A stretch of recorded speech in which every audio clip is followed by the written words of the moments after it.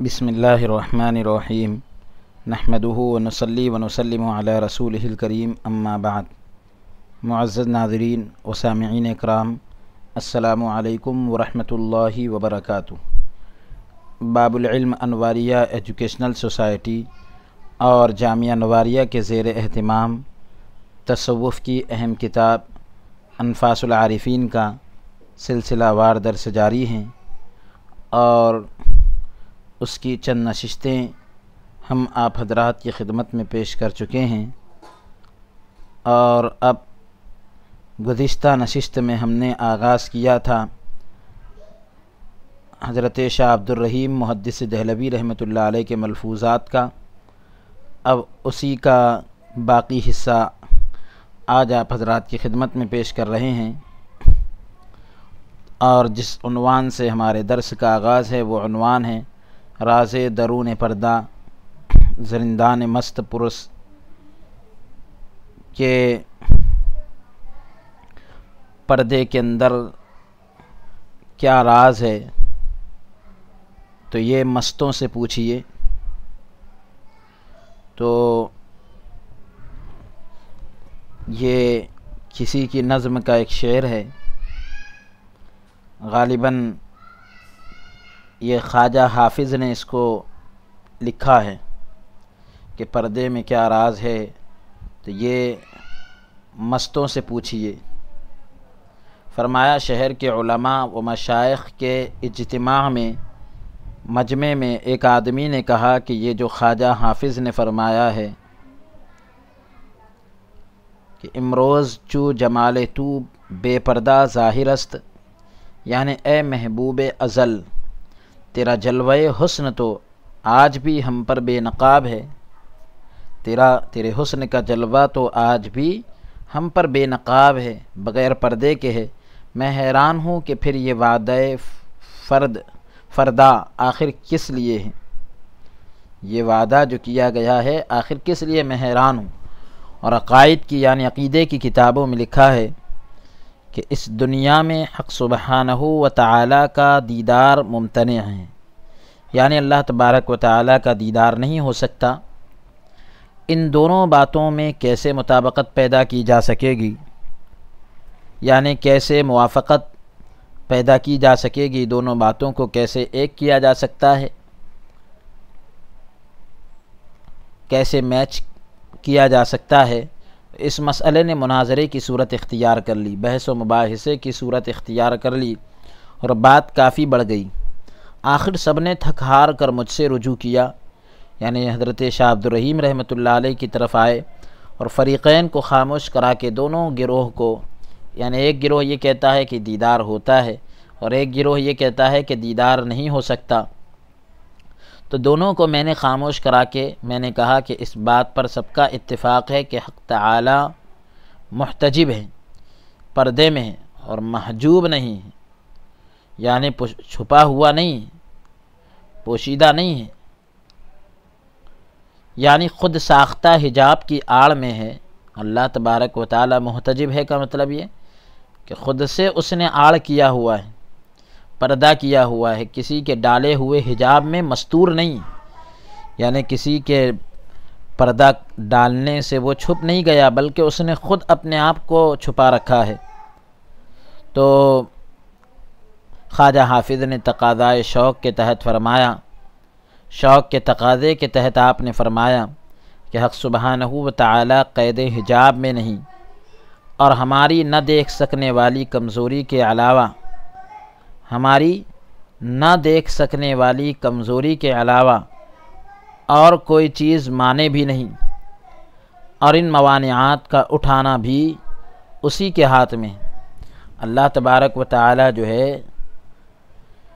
پردے کی قید میں نہیں، اور ہماری نہ دیکھنے والی کمزوری کے علاوہ اور کوئی چیز جو ہے رکاوٹ بھی نہیں، روکنے والی بھی نہیں، اور ان روکنے والی چیزوں کا اٹھانا بھی اسی کے اختیار میں ہے، اللہ کے ہاتھ میں۔ تو پھر اس دنیا میں جمال جہاں آرا سے کیوں محروم رکھا جا رہا ہے، اس خوبصورت نظارے سے کیوں محروم رکھا جا رہا ہے؟ میری اس تشریح کو دونوں نے بغیر کسی تردد کے قبول کر لیا۔ میں نے جب یہ وضاحت کی تو دونوں نے بغیر کسی جھجک کے آگے پیچھے ہوئے بغیر قبول کر لیا۔ کاتب الحروف یعنی حضرت شاہ ولی اللہ رحمۃ اللہ علیہ کہتے ہیں کہ یہ مناظرہ اس بات پر تھا کہ صوفیہ کے نزدیک حق سبحانہ و تعالیٰ کے بے پردہ ہونے سے مراد ایسا انکشاف ہے یعنی ایسی وضاحت ہے، ایسا کھل جانا ہے جس سے اوپر کوئی انکشاف نہیں، اور اولیاء اللہ کو اس دنیا میں انہی معنوں میں رؤیت باری حاصل ہوتی ہے، اللہ تبارک و تعالیٰ کا دیدار حاصل ہوتا ہے۔ البتہ عوام کے لیے، عام لوگوں کے لیے ایسا دیدار آخرت پر موقوف ہے، یعنی آخرت پر جو ہے ڈیپینڈ کرتا ہے، اور آخرت پر ہی جو ہے اس کو روک دیا گیا ہے۔ علماء اس معنی سے انکار کرتے ہیں اور کہتے ہیں کہ رؤیت کے لیے کھلی آنکھوں دیکھنا ضروری ہے۔ تو علماء اور صوفیہ کے اندر یہ بات کا اختلاف ہے، جس کو حضرت شاہ عبد الرحیم محدث دہلوی رحمۃ اللہ علیہ نے بہت آسانی کے ساتھ جو ہے حل فرما دیا اور اس کو واضح کر دیا۔ اب عنوان قائم کر رہے ہیں تاج شاہی فقر کے قدموں پر۔ بادشاہ کا تاج جو ہے درویشی کے قدموں پر ہوتا ہے، بادشاہی کا جو تاج ہوتا ہے وہ درویشی کے قدموں پر ہوتا ہے۔ حضرت والد ماجد شاہ عبد الرحیم رحمۃ اللہ علیہ کا ایک مخلص، یعنی آپ سے سچی عقیدت رکھنے والا بادشاہ اورنگزیب کے مقربین میں سے تھا۔ اورنگزیب بادشاہ کے قریبی لوگوں میں سے حضرت کا خاص عقیدت مند ایک شخص تھا شاہ عبد الرحیم رحمۃ اللہ علیہ کا۔ تو ایک دن بادشاہ نے مراقبہ کیا، اورنگزیب بادشاہ نے مراقبہ کیا اور وہ پنکھا جھلنے لگا، پنکھا جو ہے جھلنے لگا، تو اس پر بھی شغل غالب آیا، یعنی یہ جو حضرت کا مخلص تھا تو اس پر بھی جو ہے شغل غالب آیا، یعنی مشغول ہو گیا یہ بھی، اور وہ بھی بے خود ہو گیا۔ تو پنکھا اس کے ہاتھ سے گر پڑا، پنکھا ہلا رہا تھا، پنکھا کر رہا تھا، تو پنکھا ہاتھ سے گر پڑا، قریب تھا کہ بادشاہ کو تکلیف پہنچتی، تو پنکھا گرنے کی آواز سے بادشاہ جو ہے مراقبے سے چونکا، اٹھ گیا اور پوچھا کہ کیا بات ہے؟ کہ اس نے بادشاہ کو اپنے بے خود ہونے اور حضرت والا سے اپنی نسبت کے بارے میں بتلایا، بادشاہ کو اپنے بے خود ہونے کے بارے میں بتلایا، اور حضرت والا یعنی شاہ عبد الرحیم رحمۃ اللہ علیہ سے اپنی نسبت کے بارے میں بتایا کہ میں حضرت سے نسبت رکھتا ہوں۔ تو چنانچہ بادشاہ کے دل میں حضرت والا سے ملاقات کا شوق ہوا، شاہ عبد الرحیم رحمۃ اللہ علیہ سے ملاقات کا شوق پیدا ہوا۔ تو بادشاہ نے کہا کہ حضرت والا کو میرے پاس لاؤ، تو اس نے کہا کہ وہ بادشاہوں اور دولت مندوں کے یہاں جانا مناسب نہیں سمجھتے۔ بادشاہ نے حضرت والا کے ایک مخلص شیخ پیر کو بلوایا، آپ کے ایک سچے پیر تھے، ان کو بلوایا اور اس کے ہاتھ شوق زیارت اور خواہش ملاقات کے بارے میں کہلا بھیجا۔ پیر کے ہاتھ جو ہے ملاقات کا شوق اور ملاقات کی خواہش کے بارے میں حضرت شاہ عبد الرحیم رحمۃ اللہ علیہ کو جو ہے بھیج دیا، تو آپ نے یہ بات قبول نہ کی، شاہ عبد الرحیم رحمۃ اللہ علیہ نے یہ بات نہ مانی۔ شیخ پیر کا اصرار بھی بے سود نکلا، بے فائدہ نکلا۔ جب وہ مایوس ہوئے تو کہا کہ کم از کم ایک خط ہی لکھ دیجئے تاکہ آپ کا نہ جانا میری کوتاہی پر محمول نہ کیا جائے، یعنی میری کوتاہی خیال نہ کیا جائے آپ کا نہ جانا، تو لہٰذا ایک خط تو لکھ دیجئے۔ وہاں پر کاغذ کے ایک پھٹے پرانے ٹکڑے میں جوتے لپٹے ہوئے تھے، تو آپ نے وہ کاغذ لے لیا اور اس پر لکھا کہ اس بات پر اہل اللہ کا اجماع ہے، اہل اللہ کا اتفاق ہے کہ بئس الفقیر علی باب الامیر، امراء کے دروازوں پر فقراء کا جانا بدتر ہے، امیر لوگوں کے دروازوں پر فقیروں کا، درویشوں کا جانا بہت ہی برا ہے۔ اور حق سبحانہ و تعالی فرماتا ہے وما متاع الحیات الدنیا الا قلیل، دنیا کی زندگی ناپائیدار کا یعنی یہ کہ دنیا کی زندگی ناپائیدار کا سارا ساز و سامان، دنیا کی یہ جو ختم ہونے والی دنیا کی جو ہے ناپائیدار زندگی ہے، یعنی جو بہت جلد ختم ہونے والی زندگی ہے، تھوڑی سی زندگی ہے، اس کا پورا پورا ساز و سامان کچھ بھی تو نہیں، یعنی بہت کم ہے، تو اس قلیل میں سے بہت ہی تھوڑا سا حصہ آپ کو ملا ہے، اس میں سے تھوڑا سا ہی حصہ آپ کو ملا ہے۔ اللہ نے کہا پوری زندگی کا سامان ہی بہت کم ہے اور اس کم میں سے بھی بہت ہی تھوڑا آپ کو ملا ہے۔ تو اگر بفرض محال اگر یہ مان بھی لیا جائے کہ آپ مجھے کچھ دینا بھی چاہے تو وہ جزء لا یتجزا ہی ہو سکتا ہے، یعنی ایسا ذرہ جسے آگے تقسیم نہ کیا جا سکے، بس یہ تھوڑا ہی ہوگا۔ تو اس معمولی مقدار کے لیے میں اپنا نام خدائے برتر کے دفتر سے آخر کیوں کٹا دوں؟ اللہ کے دفتر سے میرا نام کیوں کٹا دوں؟ مشائخ چشت کے ملفوظات سے ثابت ہے، چشتیہ سلسلے کے بزرگوں کے ملفوظات سے اور آپ کے الفاظ سے، آپ کی کہی ہوئی باتوں سے یہ بات ثابت ہے کہ جو شخص بادشاہ کے دفتر میں اپنا نام لکھا دے، حق تعالیٰ کے دفتر سے اس کا نام کاٹ دیا جاتا ہے، اللہ تعالیٰ کے دفتر سے اس کا نام کاٹ دیا جاتا ہے۔ اور اس خط کی روایت معنن ہے، معنی کے اعتبار سے الفاظ محفوظ نہیں رہے، الفاظ جو ہے حفاظت سے نہ رہ سکے، بہرحال یہ کچھ لکھ کر آپ نے بھجوا دیا، یعنی جو اب یہ خط کی جو کو نقل کیا جا رہا ہے تو یہ مفہوم ہے اس کا، ہو بہو الفاظ وہ نہیں ہے، بہرحال یہ کچھ لکھ کر آپ نے بھجوا دیا۔ اس روایت کے ناقل نے بیان کیا، نقل کرنے والے نے بتلایا کہ بادشاہ نے اس رقعے کو اپنی جیب میں محفوظ رکھا، حفاظت سے رکھا اس خط کو۔ جب نیا لباس زیب تن کرتا تو اس کی جیب میں رکھ لیتا، نئے لباس کو جب پہنتا تو نئے لباس کی جیب میں اس خط کو رکھ لیتا، یہاں تک کہ 7 دفعہ نئے لباس تبدیل کرنے تک یہ خط محفوظ رہا۔ 7 مرتبہ نیا لباس جب اس نے بدلا تو اس کے بعد جو ہے تبدیل کیا، چینج کیا، تو یہ خط وہاں تک کہ تو محفوظ رہا۔ فرصت کے اوقات میں اسے مطالعہ کر کے روتا تھا۔ کاتب الحروف حضرت شاہ ولی اللہ رحمۃ اللہ علیہ کہتے ہیں کہ اس قسم کا ایک اور واقعہ بھی ملتا ہے کہ آخری دنوں میں بہادر شاہ کے بیٹے عظیم الشان نے طلب دعا اور عجز و انکساری سے بھرپور عریضہ لکھ کر، یعنی دعا کی طلب اور عاجزی اور انکساری سے بھرپور ایک خط لکھ کر، ایک معروضہ لکھ کر زیارت کی خواہش کی، ملاقات کی چاہت کی، اور کہا کہ اگر آپ خواجہ معین الدین چشتی رحمۃ اللہ علیہ کی زیارت کے قصد سے تشریف لائے ہیں، ان کی زیارت کے ارادے سے آئے ہیں، ملاقات کے ارادے سے آئے ہیں، اور اس بہانے سے ہماری ملاقات بھی ہو جائے تو اس میں کیا حرج ہے؟ اس پر آپ نے فرمایا ان اللہ لا ينظر الى صورکم، حدیث پاک ہے کہ بے شک اللہ تبارک و تعالی تمہاری صورتوں اور تمہارے اعمال کو نہیں دیکھتا، وانما ينظر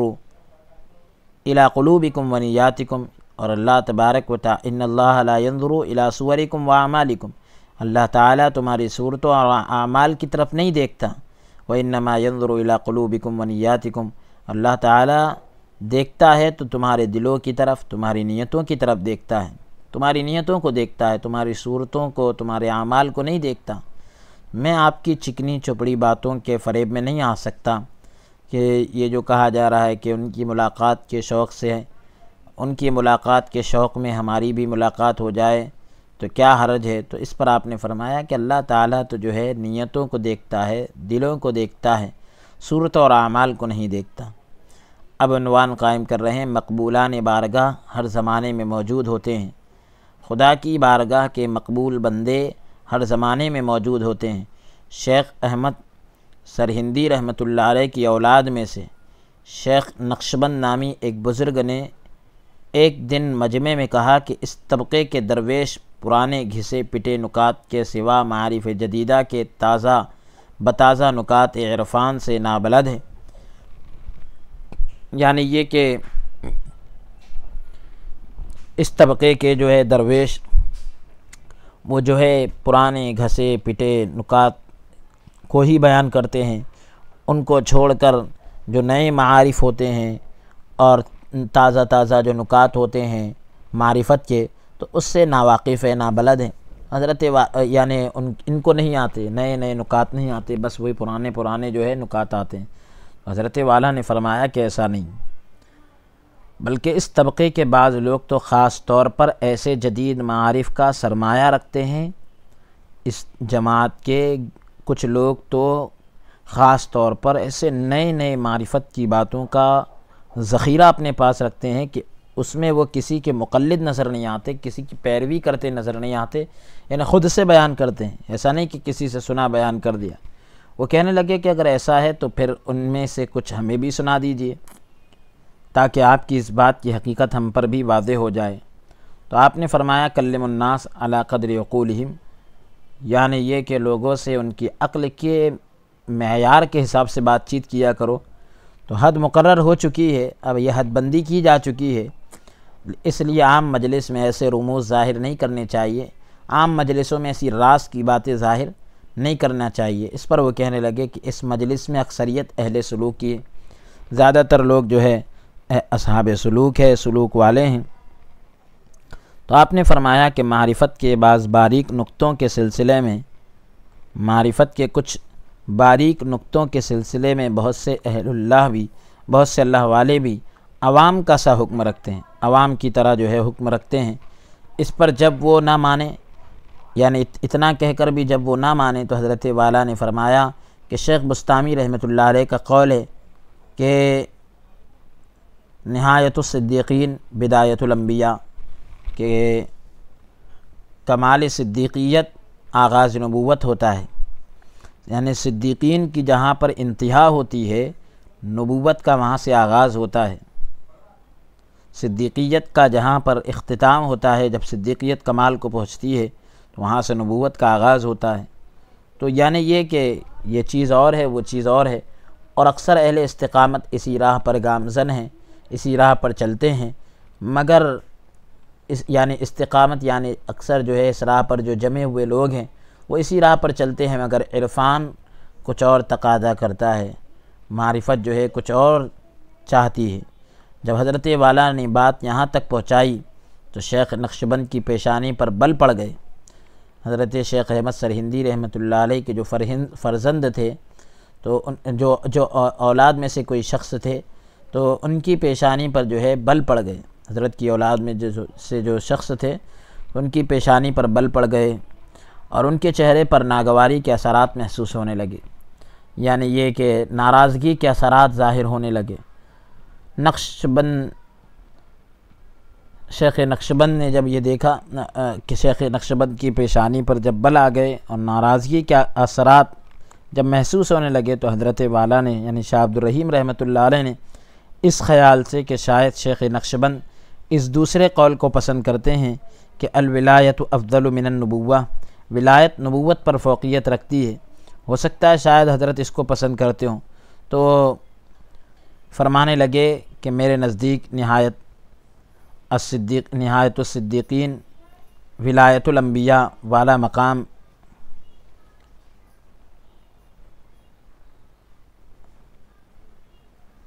یعنی میرے نزدیک نہایت الصدیقین ولایت الانبیاء والا جو مقام ہے وہ ایک برزخی حیثیت رکھتا ہے جسے نبی کے سوا کوئی طے نہیں کر سکتا۔ اس کے بعد جو کچھ وہ بیان کر چکے تھے اسے اس اسلوب سے، اس انداز سے دوبارہ بیان فرمایا کہ باقی اہل مجلس نے بھی، مجلس کے اندر جو باقی لوگ تھے انہوں نے بھی سمجھ کر قبول کیا، اور شیخ نقشبند بھی انتہائی مسرور یعنی بہت زیادہ خوش ہوئے اور محظوظ ہو کر یعنی لطف اندوز ہو کر کہنے لگے کہ بایزید بستامی رحمۃ اللہ علیہ والی بات تو روشنائی سے لکھی گئی ہے، مگر آپ کا یہ نقطۂ معرفت آب زر سے لکھے جانے کے قابل ہے۔ یعنی بایزید بستامی رحمۃ اللہ علیہ کی بات کو تو جو ہے سیاہی سے، روشنائی سے، انک سے لکھا گیا، لیکن آپ کی یہ بات اور معرفت کا یہ نقطہ جو آپ نے بیان فرمایا یہ سونے کے پانی سے لکھنے کے قابل ہے۔ اب اس کے بعد ایک فقہی مسئلہ بتلا رہے ہیں کہ فاتحہ خلف الامام میں شاہ عبد الرحیم رحمۃ اللہ علیہ کا مسلک، یعنی امام کے پیچھے سورہ فاتحہ پڑھنے کے بارے میں حضرت شاہ عبد الرحیم رحمۃ اللہ علیہ کا مسلک کیا ہے وہ بتلا رہے ہیں۔ واضح ہو یہ بات تو کلیئر ہے کہ حضرت والد یعنی شاہ عبد الرحیم رحمۃ اللہ علیہ اکثر مسائل میں حنفی مذہب کے مطابق عمل کرتے تھے۔ حضرت والد ماجد اکثر مسائل میں حنفی مذہب کے مطابق عمل کرتے تھے، مگر جہاں حنفی مسلک کے مقابلے میں حدیث رسول صلی اللہ علیہ وسلم یا وجدان کے تحت دوسرے مسالک قابل ترجیح نظر آتے تو انہیں قبول کرتے تھے، انہیں قبول کر لیتے، جیسا کہ آپ امام کے پیچھے اور جنازے میں سورہ فاتحہ پڑھتے تھے۔ تو یہاں رک کر ایک بات سمجھ لے کہ مختلف احادیث سے قرات اور ترک قرات کے طرز عمل ثابت ہوتے ہیں، یعنی سورہ فاتحہ پڑھنے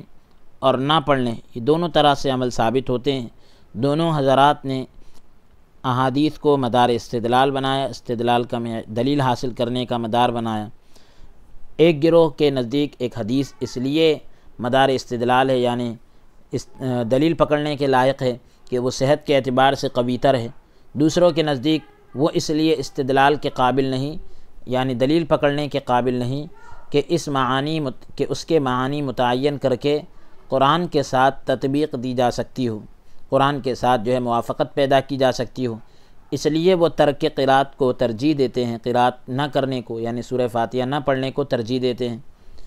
اس کو فوقیت دیتے ہیں کہ بقول شاہ ولی اللہ رحمۃ اللہ علیہ، امام مالک رحمۃ اللہ علیہ کا مسلک دونوں کے درمیان تطبیق ہے، موافقت ہے۔ بعض حضرات کم فہمی کی بنا پر، کم سمجھنے کی بنا پر اسلامی عبادات کی اس وسعت اور اجازت کو خواہ اختلاف کا نام دے کر مذموم پروپیگنڈا یعنی بری طرح سے پروپیگنڈا کرتے ہیں، حالانکہ اسلامی نظام کے اسلام کا جو سسٹم ہے اس کے ایک پہلو کی وسعت اور ہماگیری کی زندہ مثال ہے۔ ایک پہلو کے اندر کتنی گنجائش ہوتی ہے اور کتنی ہماگیری ہوتی ہے،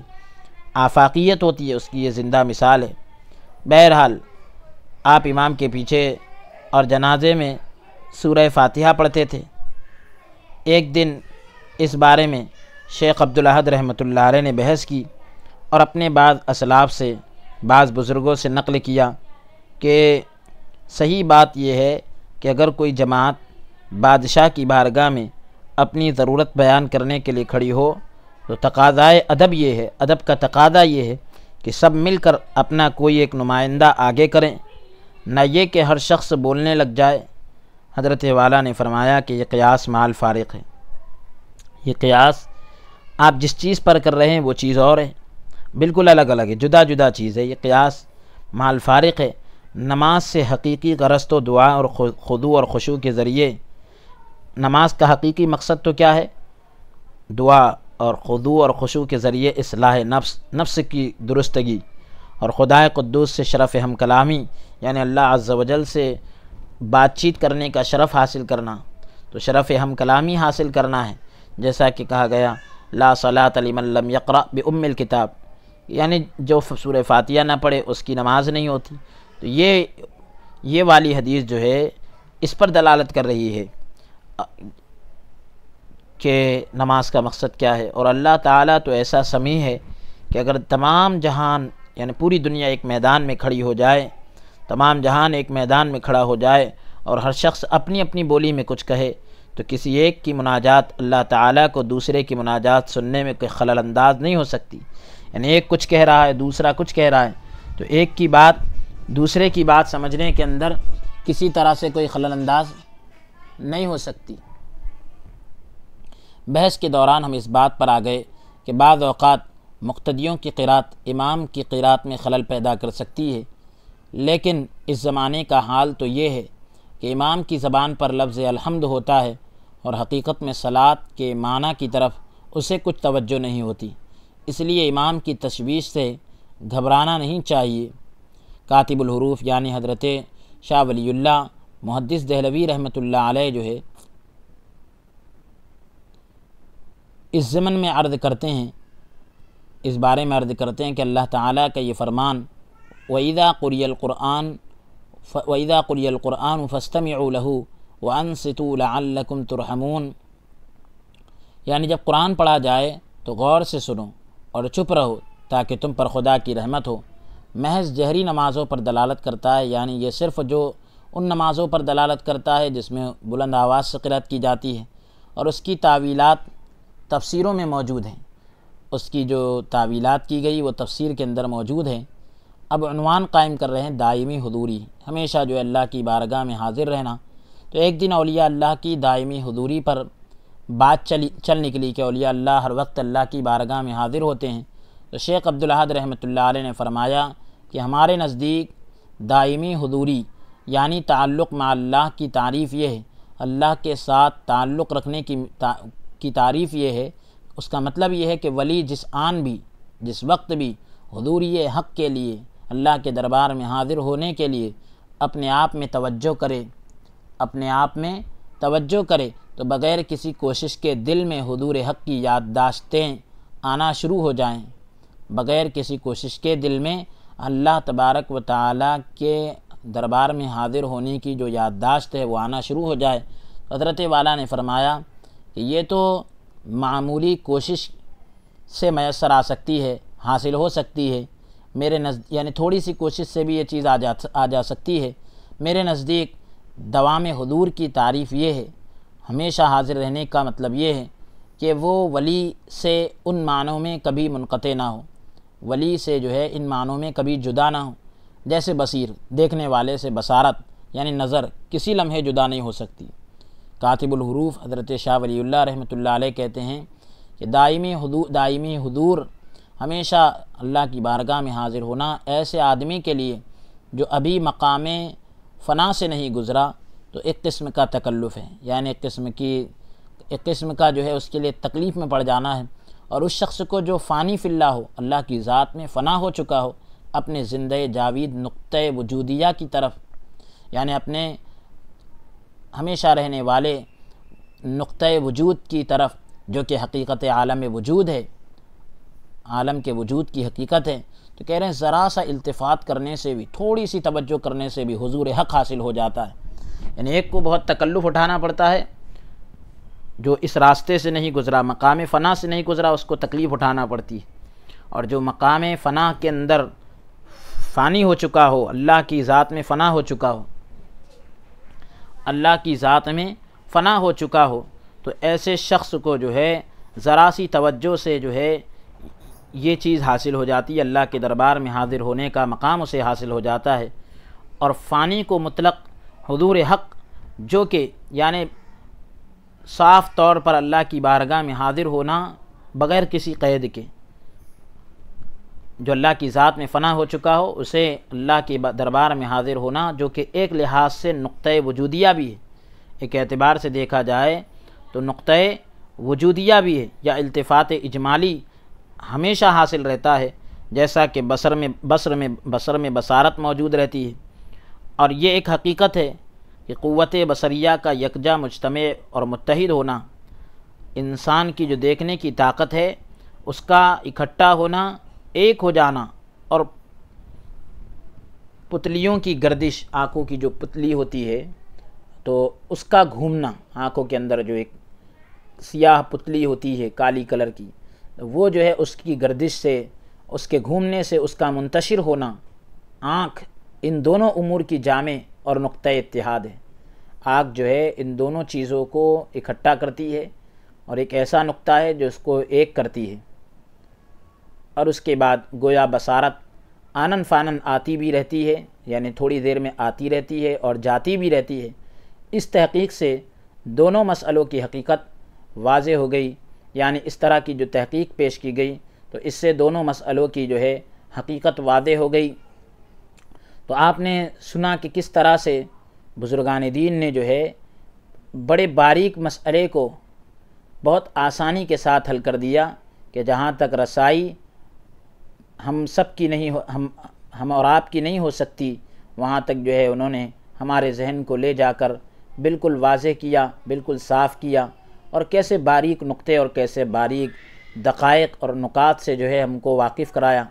یہ بزرگان دین کا فیضان ہے اور یہ ان کی توجہات ہے۔ اللہ تبارک و تعالیٰ کی بارگاہ میں ہم درخواست اور دعا کرتے ہیں کہ اللہ تبارک و تعالیٰ ہمیں بزرگان دین کے نقش قدم پر چلنے کی توفیق عطا فرمائے۔ اور آج کے سلسلہ درس کو ہم یہیں پر موقوف کرتے ہیں۔ رب العالمین کی بارگاہ میں دعا گو ہیں کہ پروردگار عالم ہم سب کو قول سے زیادہ عمل کرنے کی توفیق عطا فرمائے، اور اللہ تبارک و تعالی ہم سب کے ظاہر اور باطن کو پاک اور صاف فرمائے، قول سے زیادہ عمل کرنے کی توفیق عطا فرمائے۔ آمین۔ وصلی اللہ تعالی وسلم علی خیر خلقہ سیدنا و نبینا محمد وعلی آلہ واصحابہ اجمعین برحمتک یا ارحم الراحمین والحمد للہ رب العالمین۔